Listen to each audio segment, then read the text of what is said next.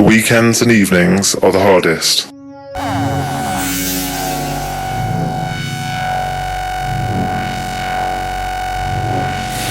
I just feel I don't get support or services, especially in terms of benefits, and I just don't know what's out there.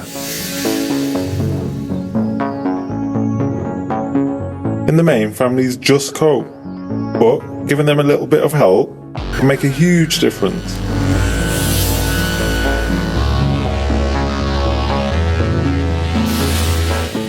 Usually, carers form one-to-one relationships on an informal basis with another carer that they can identify with. So, for example, two mothers whose daughters have Rett syndrome are likely to form a good relationship, but this will be hard to do in a group setting. There's just nothing out there. There's just nothing out there. I want her to be able to do stuff and socialise like a normal teenager and be independent, to have a life without a mum with her all the time, but there's nothing. We like to have a mix of things to do, practical stuff and fun things that just take your mind off it all.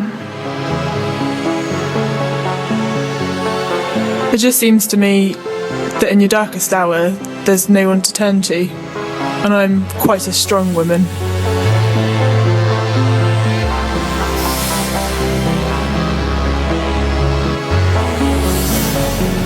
Services seem to be so separate and wait for a crisis and for something to happen, and that is really not helpful.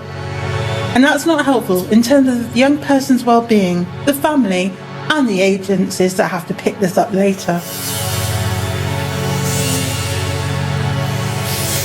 I'm not sure a group would be successful. Experience is all too individual.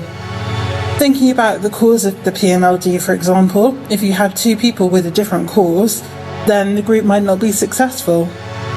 I think if you're talking about putting people together, then you need to think about what factors to match those people on in a group.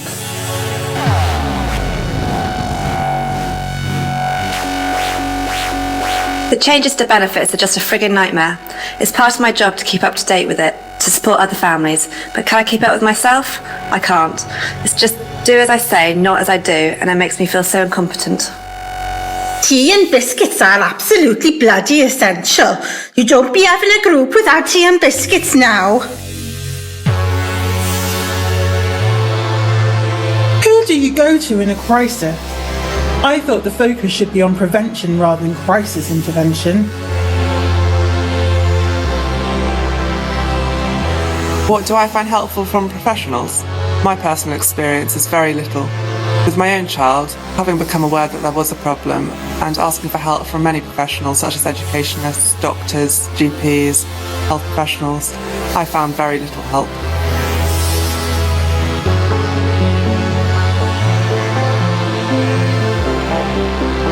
Unlikely that I would go to a group. I think it would depend entirely on whether they had an understanding of the issues and I felt that they had that understanding. If I felt they did, and there were other families with the same experience, then I might well do. You should be able to talk to someone and turn to someone. We're keen to learn from psychologists and speakers, but information is key. People want information and signposting more than anything. Location is crucial. We don't want to be in a hospital or a health centre. It just reminds us of everything. It's just really difficult to maintain a normal family life. I think as my daughter moves into adulthood, she should move into her own accommodation, but my husband disagrees. Time is precious, they just need to get on with it.